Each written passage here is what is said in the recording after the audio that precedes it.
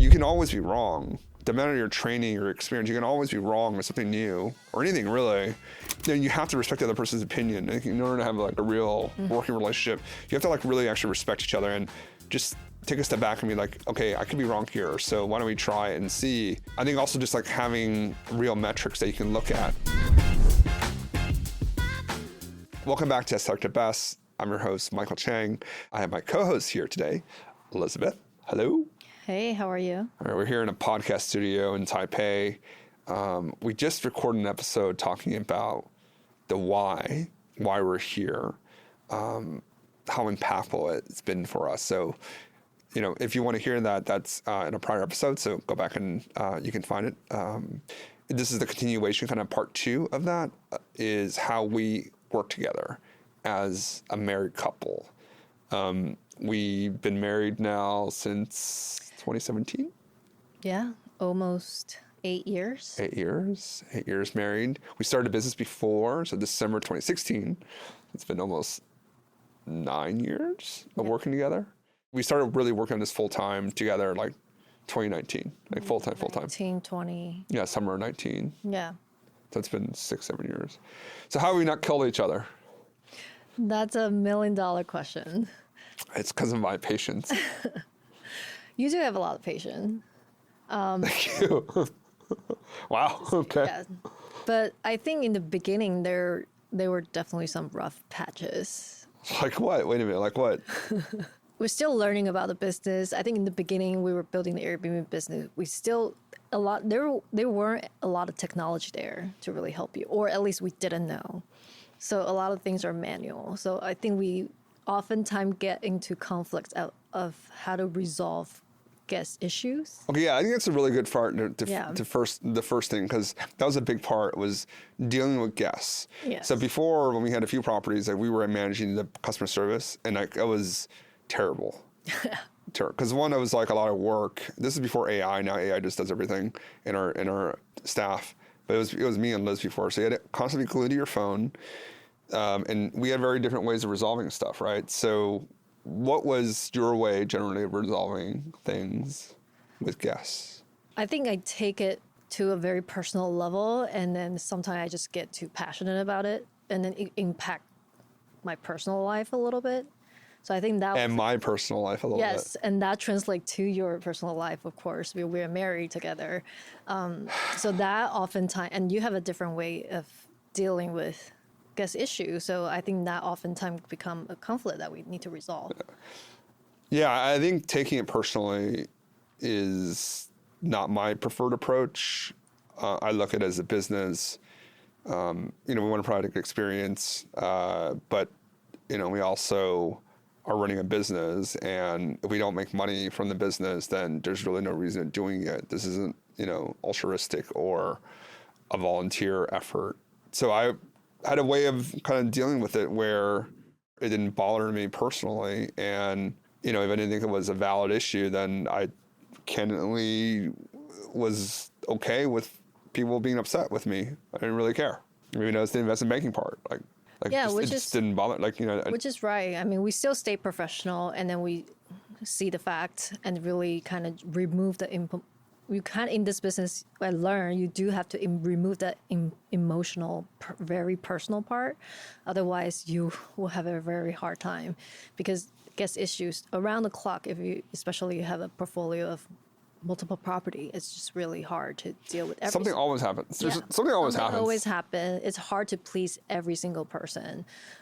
So we learned that early on. So that was one of the things when we first started the business. It's literally impossible. There are like 40 different groups of people within our portfolio right now.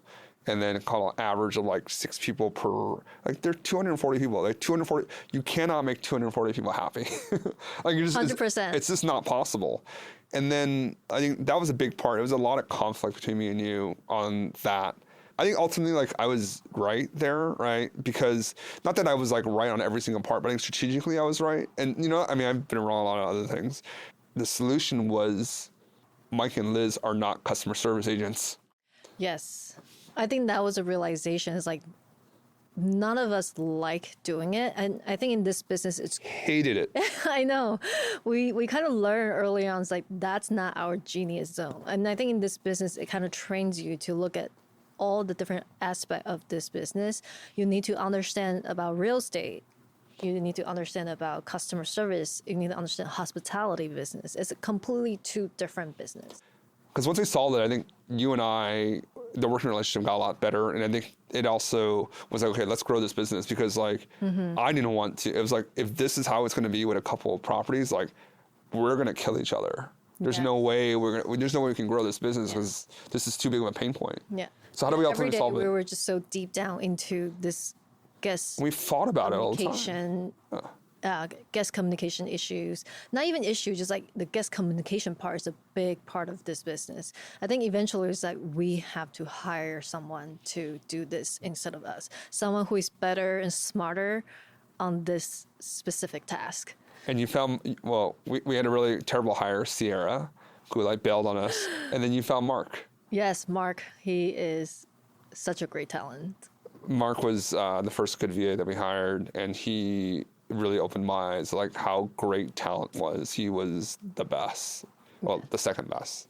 Bill's our best. Bill, if you're listening to this, we love you. You even compliment him like he's just as good as your analyst. Dude, he's better. A banking job or better. Better. Just, yeah. There's really great talent there.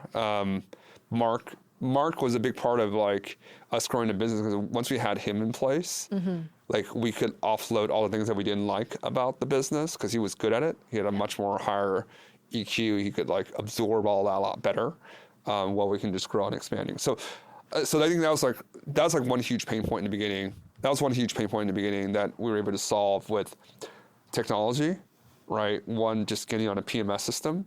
Remember the early one that we had? It wasn't perfect, but it was way better than just managing on our phone. And two was, hiring someone on Upwork. Even though the first one was a failure, that we didn't, quit. We actually continued to, okay, Sierra sucked. Let's find. I actually still have her contact info. It comes up sometimes. I think she's on an old Slack channels, and I was like, oh shoot, I can't believe she's on here. Anyways, and then we hired and we found a great person, and that was like a huge catalyst. And now we have people almost all over the world. The second part I want to talk about is like where like you were right and I was wrong, and there's been plenty of those because it was a big part of growth, right? It was how we managed the units or like growth. I don't know. You can talk about that. I think that's your genius zone. Yes. So, well, let's talk about in the beginning in the business. I think I said, let's rent entire apartment. You're like, no. We need to squeeze out as much as possible from this unit. Yeah. So the best way to do is rent by bedroom. So we will chop up an apartment into 3 to 4 different units and rent it one by one.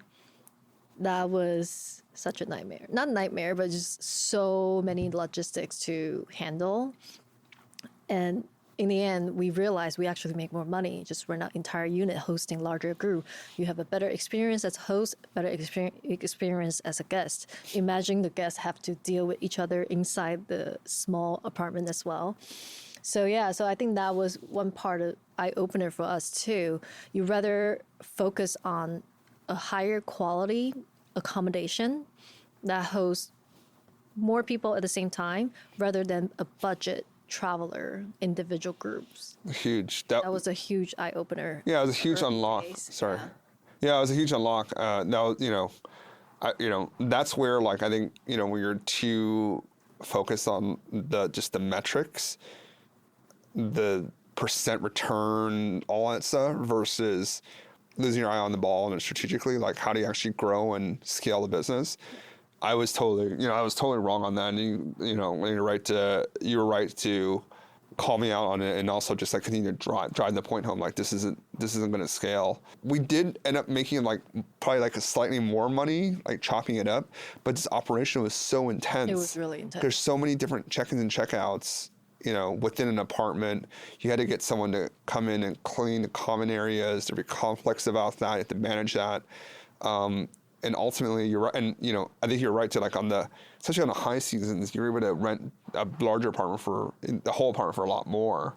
So yeah, I totally was wrong. I totally was wrong And there. I think the thesis that we always have is like with larger accommodation, you can hit multiple wallets, multiple families at the same time, and oftentimes they are willing to pay that little premium for the comfort that you provide. So I think by shifting our mindset from creating a budget accommodation to a more quality accommodation really help us kind of scale our portfolio in a much more sustainable way. Right. Yeah. But I think back to me and you, right? Just from a working perspective, I think that's where like before the whole, customer service thing, that was like, that was like later on. I think one, having the humility of like, you can be wrong. I don't think I was that person back in 2017. Like I was like, hey, I went to the Ivy League investment banker. Like, I know more about this finance stuff. Like, you should listen to me. I definitely was a lot of that. I think one, like, you're different now too. Like, I think you push back, because obviously, like, you've had success. You've been right a lot. And I'm like, I've been, I think right and not wrong a lot too. I think one, recognizing where you're strong. I think also just like respecting your partner while you may think you're right. I think you have to just kind of like, I think for me, I just like know that you can always be wrong. No matter your training or experience, you can always be wrong with something new or anything really. Then you have to respect the other person's opinion. In order to have like a real working relationship, you have to like really actually respect each other and just take a step back and be like, okay, I could be wrong here. So why don't we try it and see?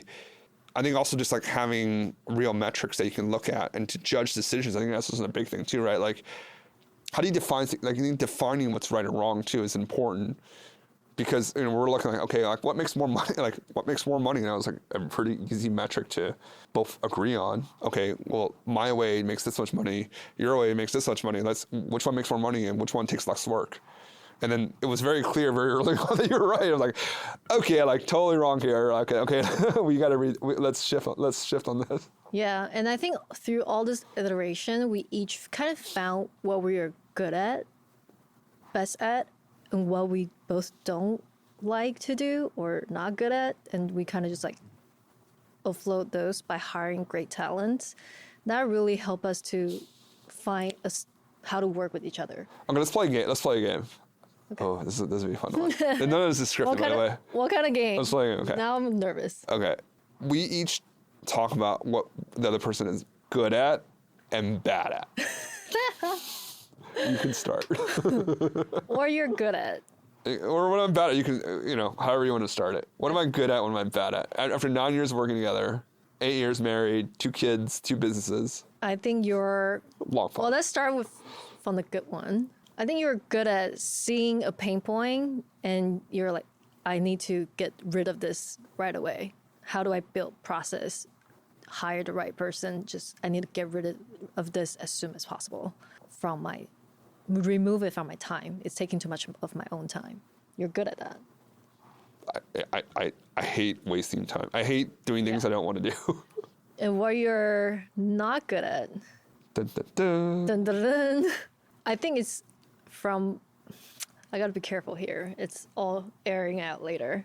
I think if I put you into my seat to design a guest experience, you probably would look at me with 5 different heads. You wouldn't know how to start. So a lot of times, I would hire it out. You will hire it out, exactly. And I think a lot of time, early day, that's where our differences comes in too. We will argue about how we want to design guest experience. Over the budget. Or that comes to budget. You want a better guest experience, meaning more budget. But what's that boundary and fine line is really important, right? So we fought a lot in the beginning on that. But now I think we finally found the common ground that's my department and I would respect your budget and then find a happy medium. Yeah. And I wouldn't blow up the budget to do something crazy, but now we kind of understand what each other's boundary. Yeah, look, I mean, okay, I'm glad you brought it up, right? Because I think this is where like the financial discipline does come into play, right? And I think like you were proven definitely right.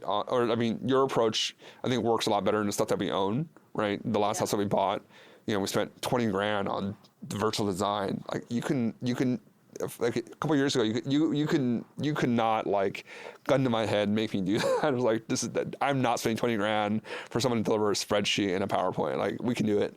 But Yes. no, that's wrong. Actually, like you really want professional design because I've seen the returns now. When the arbitrage apartments, like when we went kind of over budget and on like the other one, like I don't know, like it left like 13 grand. That's a lot. I know it was a little. I mean, it's like 10, 11. I thought that was a little high. It was a little high. I thought that was like why are we? The inflation. Yeah, but I don't like why. That's like 20% above budget. I mean, I thought that was unnecessary. Keep going. So that's the not good part. No. But I mean, my point. Look, my point being is, look, I'm not a design person. I would be terrible at it. And so I hired out or give it to look, you're a lot better at it than me. But I think this is where the two genius zones kind of come into play, right? Like I do respect, like you do really a great job. It looks beautiful and always gets booked out because has a great experience. But I think there needs to be like a financial control part of it. And like there's that tension. I think in a way it's actually good because, it can't be like like it shouldn't be like a hard set number where it's like, okay, you can't pass that. Because sometimes like you do need flexibility, inflation, whatever it is, right? But also like you need someone to kind of hold that line and like hold that accountable. Like, hey, do we actually really need this? Do we need organic shampoo? That was 2017, yes. Okay. But didn't need that. Didn't need that, right? Yes, okay. Didn't need that. Okay. I guess my turn, right? What are you good and bad at? Right. So, but you can't get mad though, right? We'll see. You can't get mad. Let's test my EQ. I think where you really over-index is your ability to find great real estate opportunities. Like I'm consistently surprised and amazed. Like I am good with numbers and I can see stuff, right? But I think you have you have just like superpower that like I don't think is like trainable or like you can see a property and see like the potential of it like really quickly where others don't see it. And I think you saw that in the arbitrage in Philadelphia where you saw those opportunities, the properties that we bought, the stuff that we should have bought years before that you told me to buy and I didn't buy because I was too hard-headed. Sorry. I know it'd be closer to retirement if I listened to you. But yeah, I think I really respect that about you. Like, because I think it's actually a very, very difficult skill to replicate, having like the eye, right? Because I think that's a lot of, like, it's like a financial part, but it's also just like a style part. And it's like, I think a love of the asset part. I think you love the real estate. Like, I don't love real estate in the way that you do. I love it because it works from a business perspective, like the leverage, the taxes, depreciation, all that. Like, I love that. Like, a house is a house. Like, I don't really care. Yeah. But like, you see it in that way that I don't. And I think that's the special sauce that you have. Yeah, I thank you, first of all.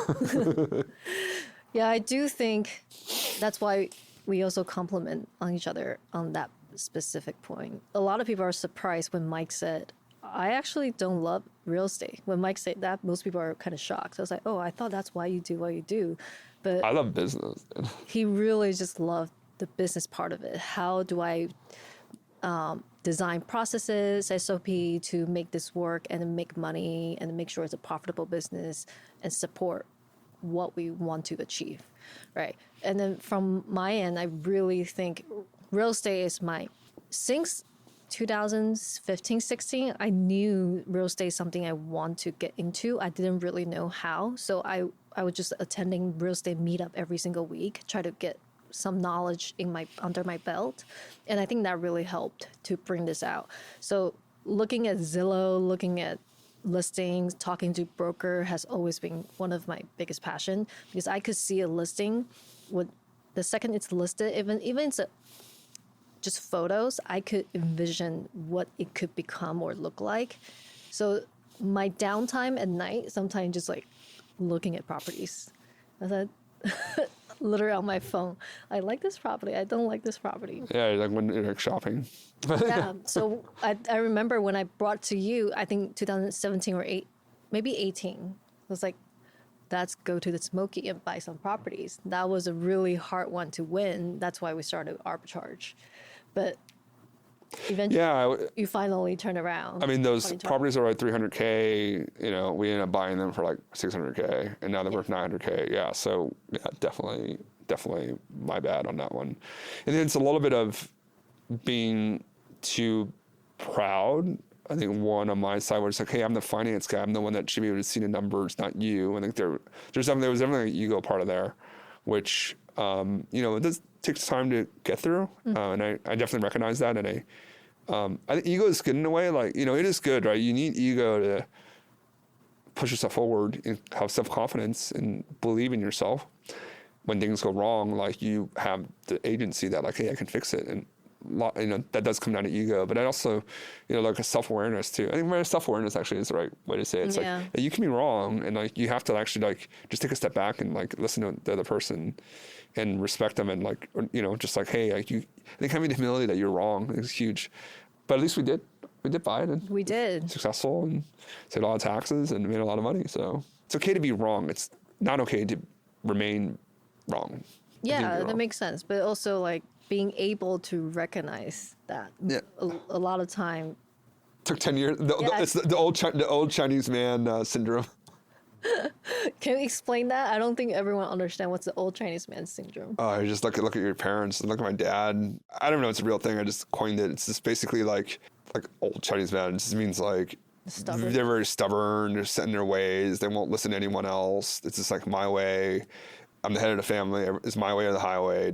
There's no room for dissent. And there's that feature in our culture.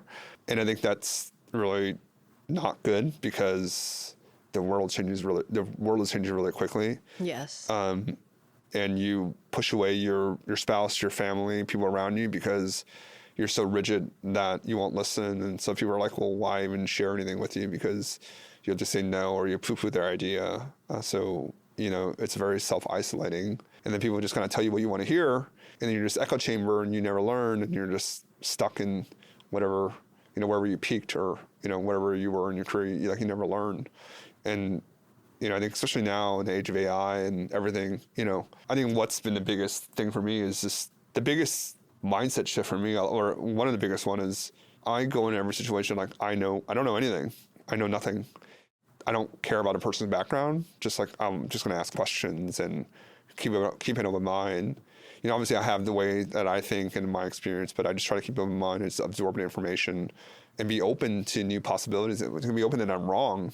That has been like a huge part of my personal growth. And I think for my growth, I'm making money actually too, because I see opportunities that like previously I would have just said no to, reflexively said no to, just because like didn't fit that little box I had built in my head. Yeah, the constraint we have in our own mind. That's the biggest thing. Yeah, it's huge. And I think that kind of goes back to, for example, the media business. Maybe tell the story about that. How do we even start this? Oh, Jesus. That's a part. Wait, but we didn't hit on your weakness. What I'm good at and my weakness. Your weakness. Please go ahead.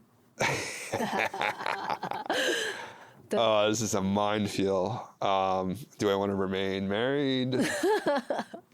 Do I want to sleep in the bed tonight or on the floor or Motel 6? Sounds like a very long speech you're gonna have. No, it's not. No, because I feel like a lot of it we've actually like touched on. Like I feel like I don't know if you've like gotten better at it, but I think now I think we're just smart enough where it's like, if we're not good at something, let's just find someone else that's better. I think you will be more effective. You still have the thing about like, I want to get everything right to the nth degree, where you dive just too deep on the topic or one task to the detriment of like the list of things that like you need to do. And then you run out of time, and then you get mad at me for being like, hey, why isn't this done? And then you're like, well, I was working on this. I was like, well, you can't work on this for 4 hours. Like, this is a 20-minute task. So I do think actually that is a part where I think as a business owner, like there's no one to tell you how to manage your time. Time management is absolutely critical. You don't have forever to do something. That's true. You have to have a list. I have a list on my phone, like list of things that you need to do and knock it out. And sometimes it's just the 80% answer is the right answer, and you just move on because you just can't get to the 100% answer. It just takes you too long, and you to the detriment of everything else that you need to do. That's true. And I admit that because I sometimes just like want everything to be perfect. And Do you think that's a woman thing? Do you think a girl thing? I don't think so. Some guys are just like that. I don't think it's like a gender thing. It's just innately But you need the girl. Cause, I think women sometimes is like they feel like they have to be More like detail. perfect. Yeah, they have to be perfect because I don't know. Maybe it's a societal thing. I don't feel like guys aren't as like I don't know. No. I don't think so. I think Okay, just like all right. myself, I hold myself to that standard. But like you said, I definitely recognize as a business owner, your time is so limited and you really got to follow that 80-20 rule. Otherwise, your day just get wiped out. You can spend you can spend in one hours to thing. perfect. Yeah. Yeah, that I would say it's very, very good one because I recognize that too. Yeah, and I think as we talk about on the different various businesses that we're growing, right? Like we have our real estate business that we started, right? We have 33 apartments in Philadelphia that we rent and then we sublease on Airbnb with the landlord's permission, called Airbnb arbitrage. We're taking those profits. We own 8 properties actually right now, 7 short-term rentals, 6 in Tennessee, 1 in New York, and then we have 1 long-term rental in Philadelphia, the first property we bought. And then we've built this media business now.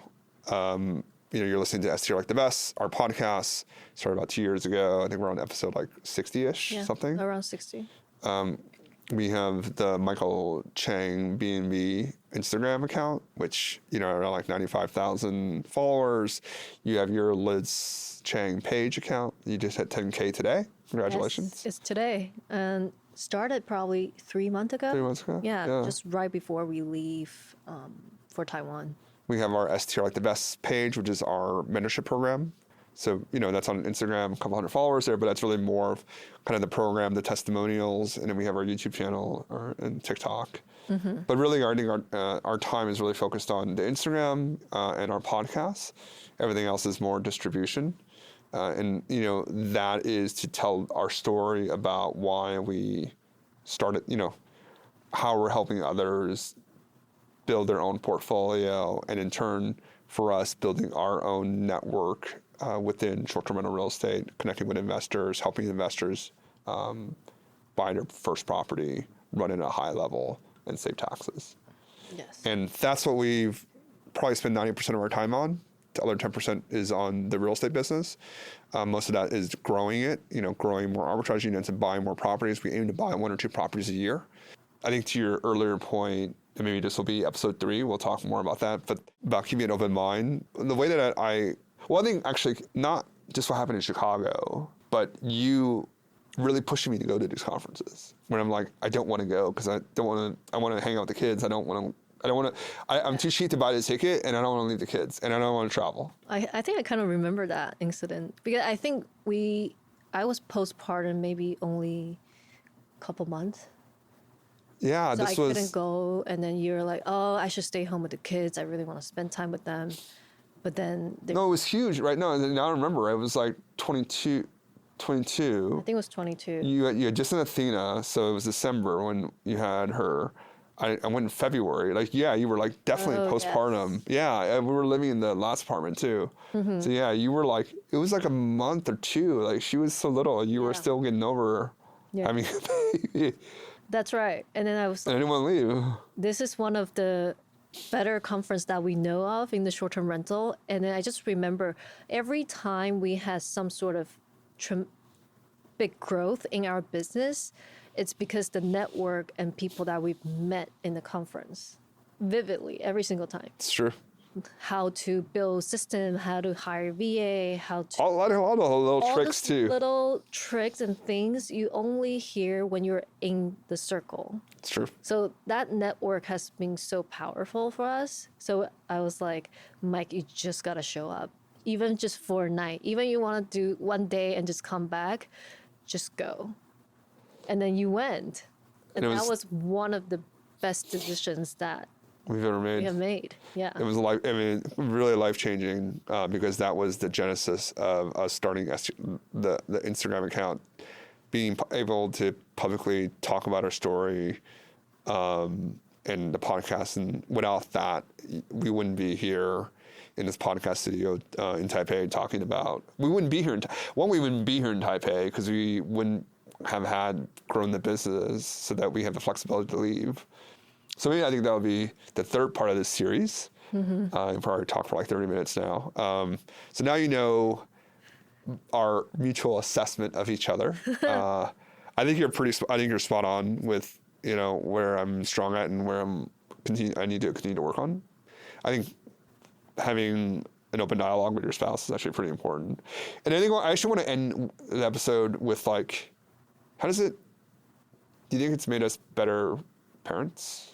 Like not father and mother to Athena and Jackson, but just being better parents. Yeah, I do think so. I think not only better parents, and I think better couples together too, better married couples. But we are not forced, but we are, how do you say it? You have to communicate every single day. It kind of force you to do that by working together and having a family together. We're basically together 24/7. There's very little privacy. So sometimes it's hard to separate that personal and business as much as we try. It still kind of all blends in together. And I think I kind of made peace with it because it is our life. And when you're working on something that's like you really enjoy, that kind of all blends in together. Well, it's going to be successful. I think if it was unsuccessful, it'd be a lot more stressful. That'll be a different conversation. Stressful in the marriage, yeah. But I do think it helped us to be a better parents too. We just look at the world from a different lens, how we want to raise them, how entrepreneurship has opened our eyes, and we talk about that a lot, how you will shape their future too. So I do think it has a huge impact on our parenting. Maybe that's like maybe I should do I think it'd be a good separate episode actually. It's like how operating a business and like being the forefront of technology and people, the exposure to different people that we have now. Yeah. As colored, I think for me personally, like how I want to raise Jackson and Athena, because like I think if I was still in banking, it would be very much of the prior mindset, like really do really good in school, like you got to go to Ivy League, you got to get like just consulting or banking job, and like there's just like path that you have to take. I very much don't believe in that now. Like and I think it's a lot of it's colored by the business and kind of and I think it's so maybe that'll be like another episode in the series, but. I think to end this episode here, like, I think our marriage is so much better and stronger. I think going through like the pain of starting a business together, you know, the pain of COVID, where like we're like, oh man, this might have all been for naught, and that like we're screwed. Really hard. Yeah, we're screwed. I think being able to battle together in a really tough time, and like just like, hey, we don't know if this is gonna work, but like we're gonna work together really hard to like try to figure this out. Yeah. I think having the success in that actually. Figured out. Are you crying? About to. Don't cry. You're gonna ruin your makeup. No, but like going through that, and then I think coming out of that, and I mean, like, I think look, in the beginning it was successful, but I don't think it was like, oh man, this is like a raging success. And it was like, this is good. Like we see a path, and then it was like COVID. I was like, oh crap, like. We gotta go find jobs. Yeah, like we're but so screwed. There's no jobs right now. Yeah, there are no jobs. Like we're all stuck at home.